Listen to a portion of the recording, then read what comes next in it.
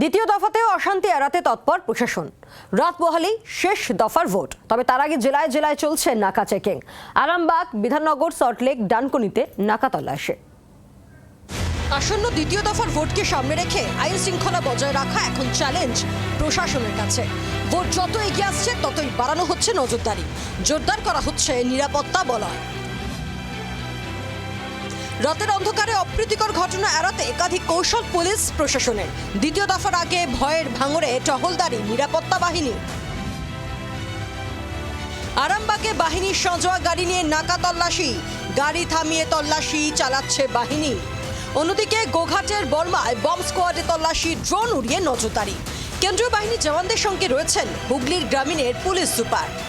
আজকে আমরা নাকা চেকিং এখানে করছি, তো আগে পুরো এরিয়া ঘোরা হলো, এরপর থেকে আমরা খানাকুল দিকে যাচ্ছি।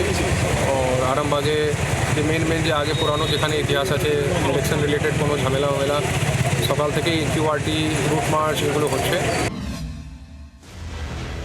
ডানকুনিতেও চলছে নাকা তল্লাশি, গাড়ি বাইক থামিয়ে তল্লাশি চালাচ্ছেন পুলিশ কর্মীরা।